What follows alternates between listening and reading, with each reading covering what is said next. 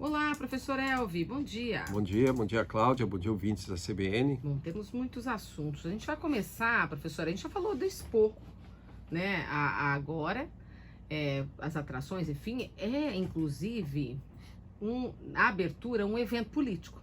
Porque quando a gente vê muitos políticos vindo para Londrina na abertura da Expo, e temos até a informação de que o ex-presidente, Jair Bolsonaro, deve estar aqui.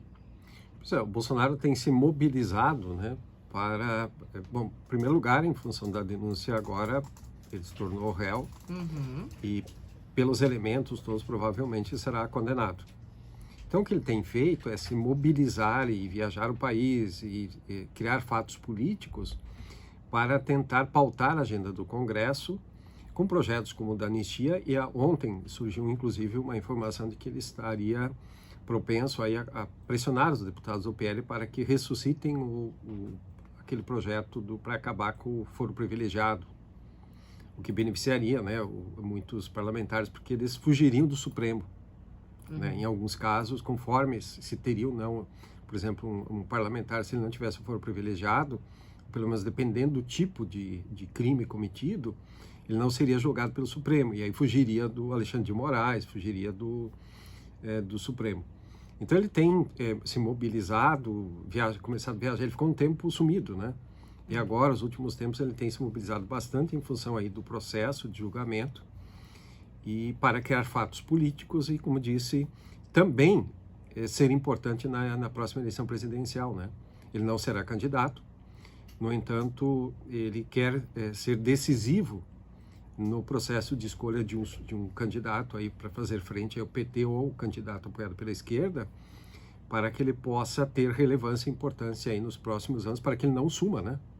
Porque assim, a política não tem vácuo, né? Se alguém não ocupa o espaço que tem, alguém toma. É simples assim, a política não tem espaço vazio. Mas pensando na presidência, e o Ratinho? Ele seria um apoiado? O Ratinho é pré-candidato. Veja que a postura do Ratinho, ela é sutil.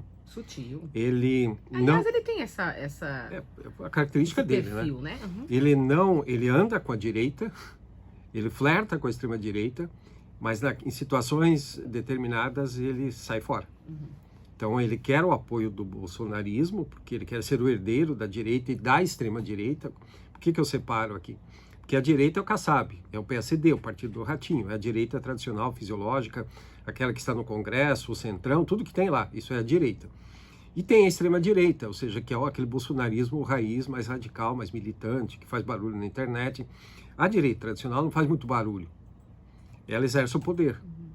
Então ela nunca perde a eleição, né? O Centrão nunca perde uma eleição. Direita, esquerda, centro, e também não compra muitas brigas. É o que está sempre no poder, achaca o governo, e seja o Bolsonaro, seja o Lula, achaca o governo lá e ocupa o espaço de poder.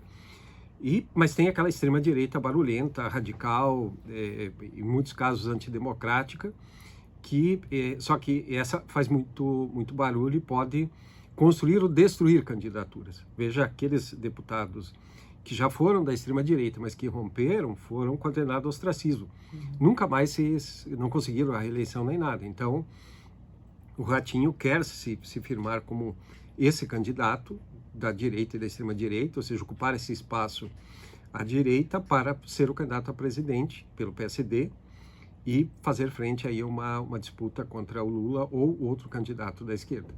E já tem pesquisa, inclusive, com o nome dele, né? Ele tem trabalhado para isso, né? E tem tentado, por isso que o Ratinho hoje já deveria ter o café sendo servido frio, né?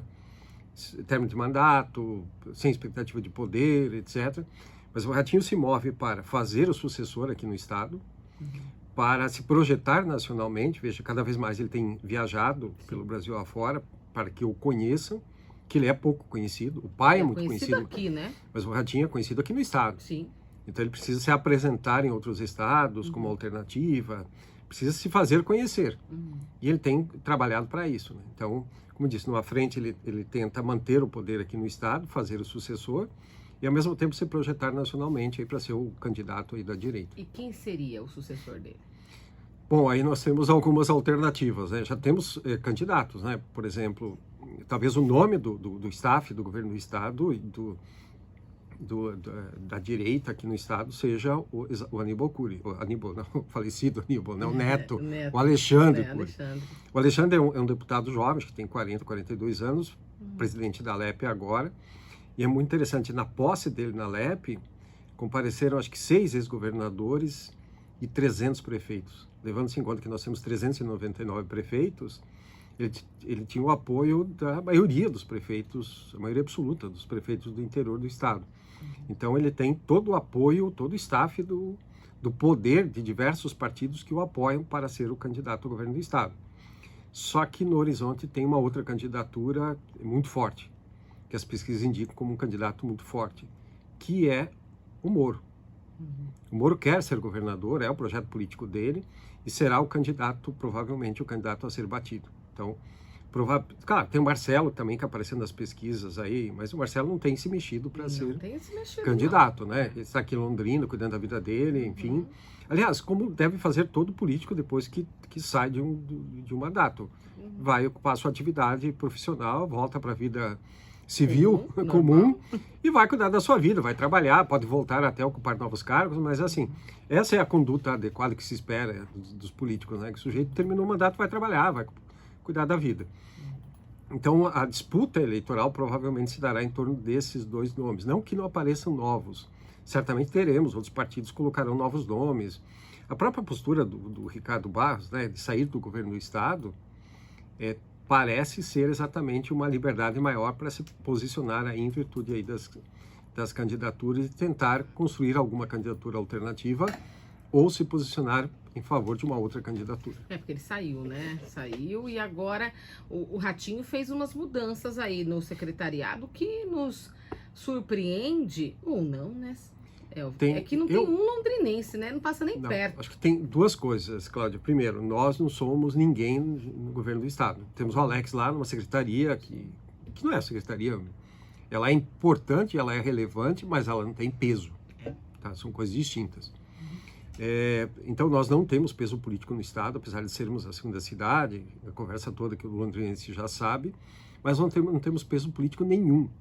Não indicamos secretários, não pressionamos, não temos força, não conseguimos nem o LS, né? Não.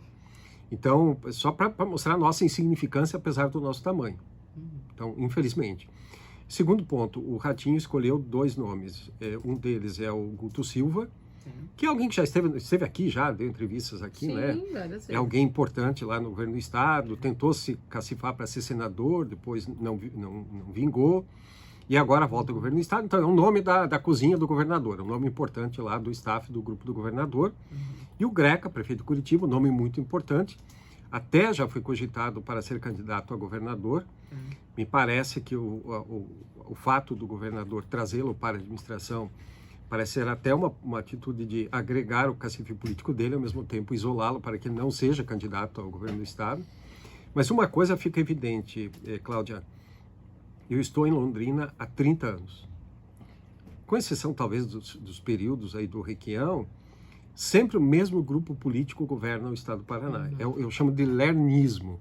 É o grupo do Lerner. É sempre o mesmo grupo. Então ele se renova, vem uma nova geração. E fica lá em Curitiba. Então, exatamente. Aliás, tem um estudo da Federal do Paraná, dos professores de ciência política, mostrando como as famílias no Paraná, elas exercem o poder e se repetem. Então, por exemplo, Aníbal Cury foi o grande... era o sujeito que tinha... ele mandava nos governadores, o cara que tinha mais poder aqui no estado. Poder político durante muito tempo, apesar de ser deputado. Veja, ele faleceu, etc. Agora o neto tem uma força política muitíssimo grande. Quer dizer, desponta uma nova geração que desponta com força política. O Pimentel na prefeitura de Curitiba. Então, quando você olha o estado, o próprio Tiago aqui em Londrina. Então, quando você olha o estado, Maringá ainda continua a família Barros, né? Quando você olha o estado, Guarapuava tinha a família Carli Filho, que era muito poderosa. Então, a política é um assunto de família, né?